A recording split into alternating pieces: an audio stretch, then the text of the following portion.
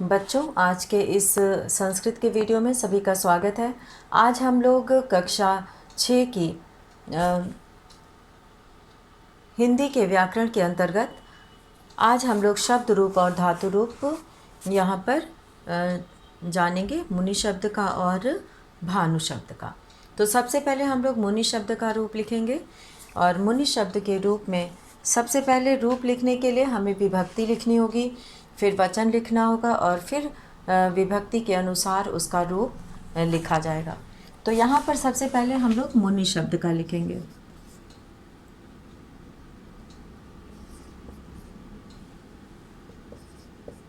शब्द रूप मुनि।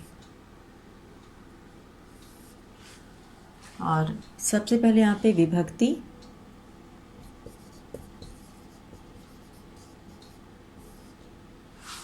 और फिर हम लोग यहाँ पे एक वचनम,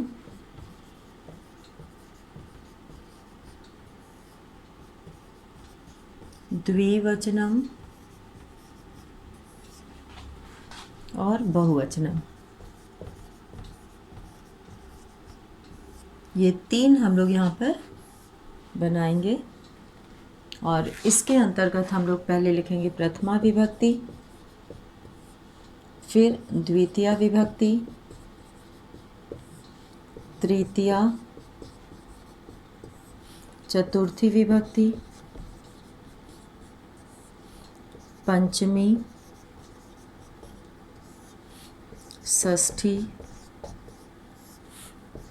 सप्तमी और संबोधन। यहाँ पर संबोधनम,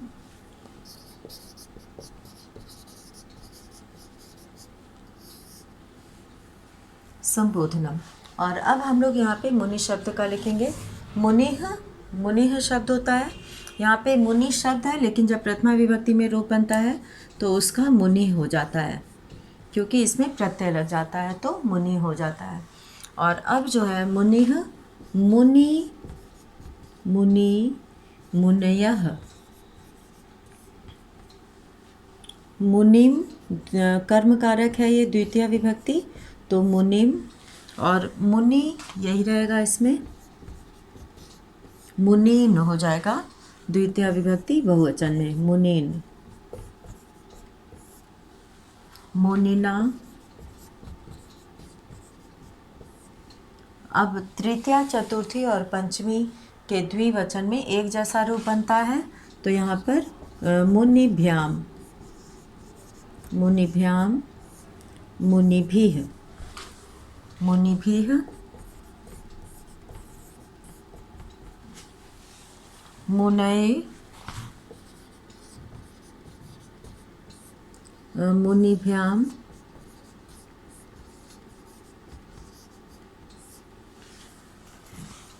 मुनिभ्यः,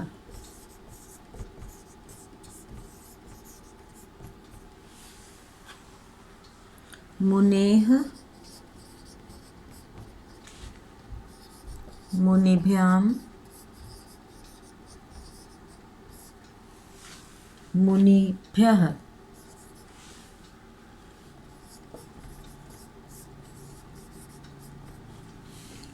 चतुर्थी पंचमी बहुवचन एक जैसा है, मुनिभ्यः। और अब षष्ठी विभक्ति में फिर मुनेः, मुनयोः, मुनीनाम,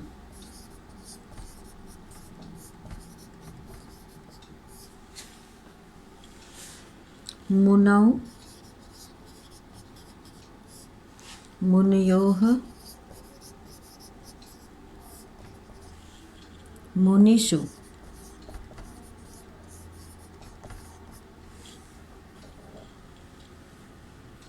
और संबोधनम में यहाँ पर हम लोग करेंगे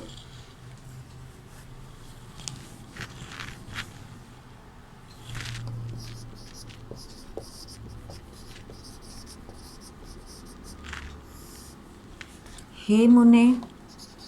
मुनि की जगह पे मुने हो जाता है, प्रथमा विभक्ति का ये प्रयोग है, लेकिन मुनि की ई की जगह पे ए हो जाता है और विसर्ग हट जाता है, ये परिवर्तन होता है इसमें।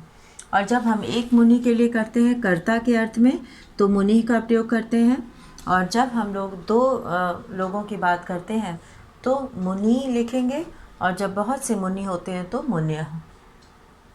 और कर्ता ने कर्म को, मुनि को, दो मुनि को और कई मुनि को। और तृतीया विभक्ति से होता है, तो यहाँ पे मुनि से, यहाँ पे हे मुनि केवल एक वचन में ही परिवर्तन होता है संबोधन में, बाकी सब प्रथमा विभक्ति का ही रूप होता है। हे मुने, हे मुनि, हे मुनिया।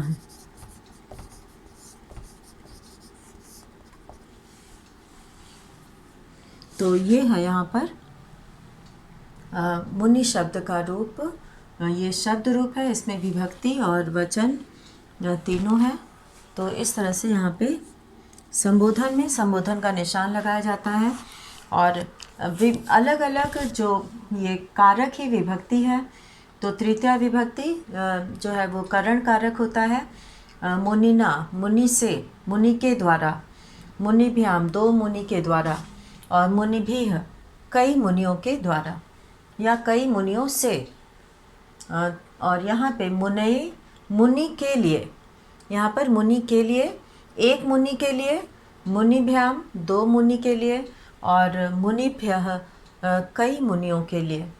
और यहाँ पे मुनेह जो है वो मुनि से, मुनिभ्याम, दो मुनि से, मुनिभ्यः, दो मुनि, बहुत से मुनियों से। और मुनेह, मुनि का, मुनियोह, दो मुनियों का, और मुनि नाम, कई मुनियों का। मुनौ, मुनि पर या मुनि में, मुनियोह, दो मुनियों में या दो मुनियों पर, और मुनिषु, बहुत से मुनियों पर। तो इस तरह से अलग अलग कारक के अनुसार ये विभक्ति जो है वो कारक है, अलग अलग विभक्ति के अनुसार इसका प्रयोग किया जाता है। तो यहाँ पर हम लोगों ने मुनि शब्द का रूप किया है। और अब हम लोग अगला रूप करेंगे यहाँ पर भानु शब्द का। तो यहाँ पे हम लोग भानु शब्द लिखेंगे और इसको हटा के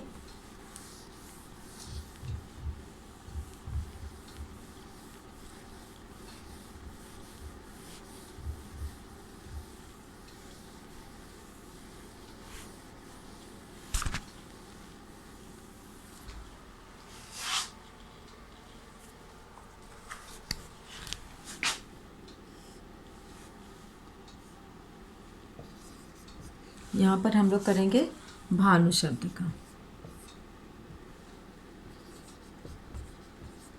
यहाँ पे भानुः, भानुः, भानु,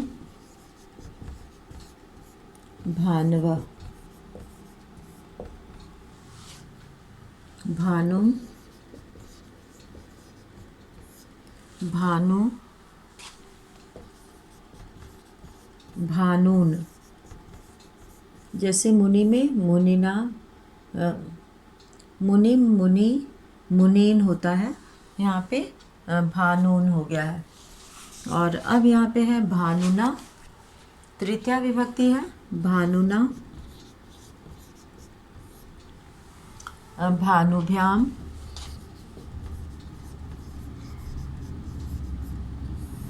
भानुभिः।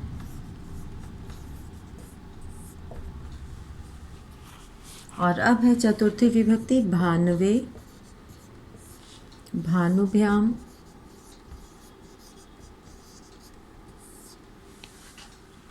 और भानुभ्यः।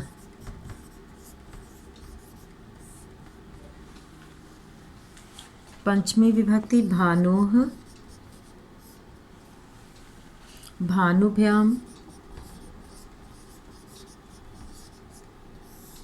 भानुभ्यः, भानोः, भानवोः, भानूनाम,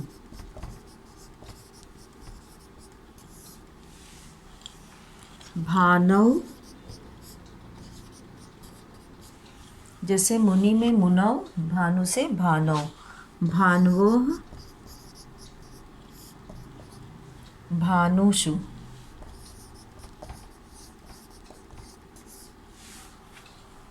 और यहाँ पे भानु है तो यहाँ पे हो जाएगा भानु, ऊ का ओ हो जाएगा।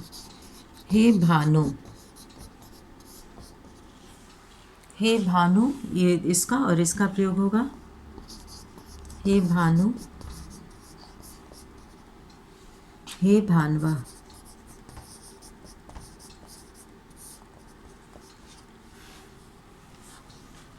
तो यहाँ पर हम लोगों ने रूप हम लोगों ने भानु का पूरा किया, और ये भी उसी अर्थ में है, कर्ता ने कर्म को करण से, के लिए, से और का, के, की और में, पर और संबोधन, जो बुलाने के लिए या इस तरह से प्रयोग किया जाता है किसी को संबोधित करने के लिए। तो यहाँ पर अब हम लोग धातु रूप करेंगे, और धातु रूप के लिए हम लोग यहाँ पर शब्द रूप की जगह शीर्षक रहेगा धातु रूप। और धातु रूप में विभक्ति नहीं होती है, पुरुष होता है, तो उसमें हम लोग पुरुष लिखेंगे, प्रथम पुरुष, मध्यम पुरुष और उत्तम पुरुष। और वचन धातु रूप में भी होते हैं, इसलिए जो है इसमें वचन भी लिखा जाता है। तो यहाँ पर पुरुष हम लोग लिखेंगे, और यहाँ धातु रूप, और धातु रूप हम लोग लिखेंगे यहाँ पर, धातु रूप हम लोग लिखेंगे पठ धातु का लोट लकार हम लोग लिखेंगे।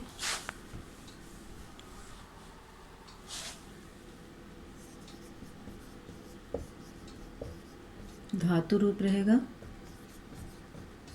पठ लोट लकार।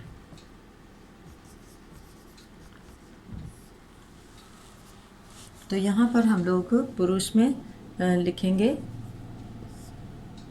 प्रथम पुरुष,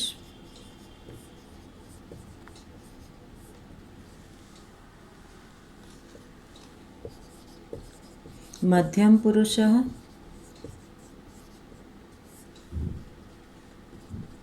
और उत्तम पुरुषः।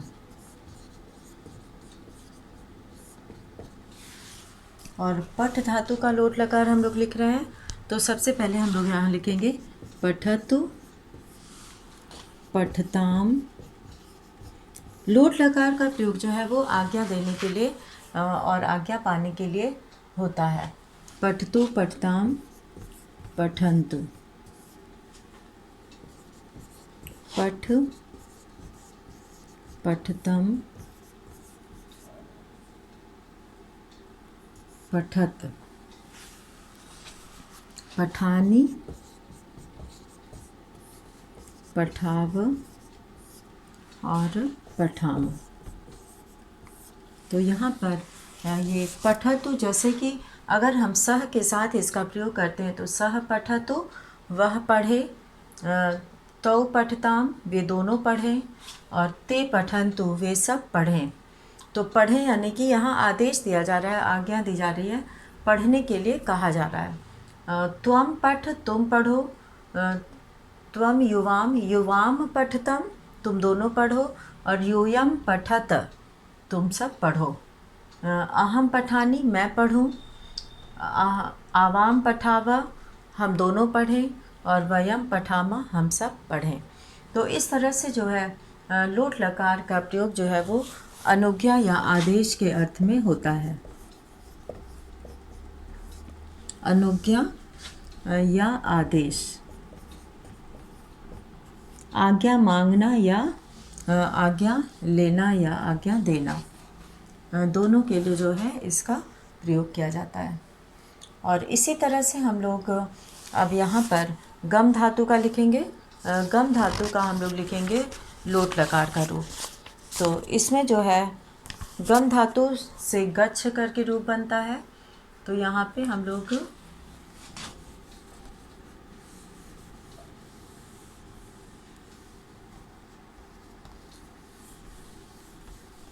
और पठ की जगह हम लोग लिख देंगे गम। और गच्छ रूप बनता है तो गच्छतु, गच्छताम, गच्छन्तु। गच्छ, गच्छतम, गच्छत, गच्छानि, गच्छाव, गच्छाम। तो इस तरह से यहाँ पर गम धातु का लोट लकार का रूप बना है। इसी तरह से रूप बदल बदल कर जो है इसको किया जा सकता है। तो इसमें जो है सबसे ज़रूरी है कि इसमें गच्छतु, गच्छताम, गच्छन्तु, गच्छ, गच्छतम, गच्छत, गच्छानि, गच्छाव, गच्छाम। तो इसमें रूप बदल कर लिखा जा सकता है। और अब हम लोग यहाँ पर संख्या करेंगे। संख्या में हम लोग 31 से 40 तक की संख्या लिखेंगे। तो यहाँ पर हम लोग शुरू करते हैं संख्या।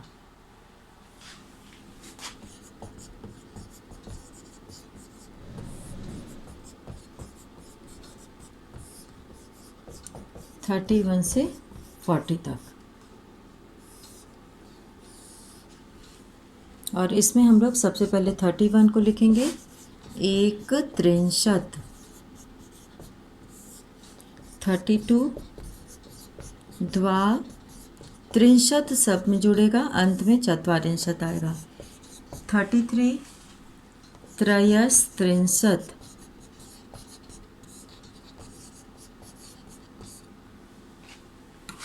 और इसके बाद 34,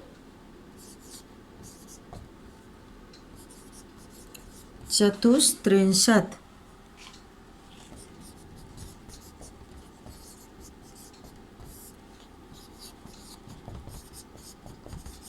पंच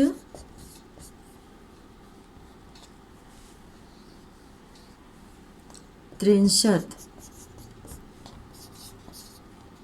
षट षट त्रिंशत,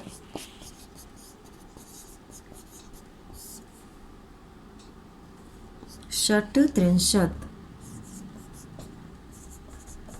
सप्त त्रिंशत,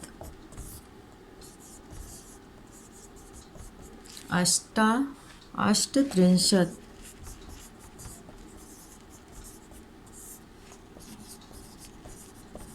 नव त्रिंशत, चत्वारिंशत। नवत्रिंशत को एकोन चत्वारिंशत भी कहा जाता है। तो यहाँ पर नवत्रिंशत, चत्वारिंशत। तो ये है संस्कृत की संख्या। 31 एक त्रिंशत, इसको 31 बोलते हैं हिंदी में। 32 32, द्वात्रिंशत। 33 त्रयस्त्रिंशत। 34 34, चतुस्त्रिंशत। और 35 35, पंचत्रिंशत। और 36 षटत्रिंशत। और 37 सप्तत्रिंशत, जिसको 37 बोलते हैं। 38 अष्टत्रिंशत। 39 नवत्रिंशत। 40 चत्वारिंशत। तो इस तरह से यहाँ पर 31 से 40 तक की संख्या हम लोगों ने पूरी की। और इसे लिख के अभ्यास करना चाहिए, और इसे जो है बोल बोल कर प्रैक्टिस करनी चाहिए इसकी। तो यहाँ पर हम लोगों ने आज गम धातु और पठ धातु का लोट लकार का रूप, और शब्द धातु रूप के अंतर्गत गम और पठ का लोट लकार, और शब्द रूप के अंतर्गत मुनि का हम लोगों ने रूप किया, और भानु का। और यहाँ पर संस्कृत संख्या के अंतर्गत 31 से 40 तक यहाँ पर हम लोगों ने संख्या की। तो आज इस धातु रूप का प्रयोग जो है वो क्रिया में होता है। क्रिया है ये, इसको धातु बोलते हैं। और मूल धातु में जो है प्रत्यय लगाकर ये अलग अलग प्रत्यय से अलग अलग रूप बनता है। और इस तरह से यहाँ पर और भी पठ जिस तरह से गम का बना है उसी तरह से चल का भी बन सकता है। चलतु, चलताम, चलंतु, चल, चलतम, चलत, चलानी, चलाव, चलाम। तो अंतिम उच्चारण जो है वो सब में एक जैसा रहता है। तो आज हम लोग इतना इस वीडियो में पूरा किए। तो इसी के साथ आज का वीडियो यहीं समाप्त करते हैं। धन्यवाद।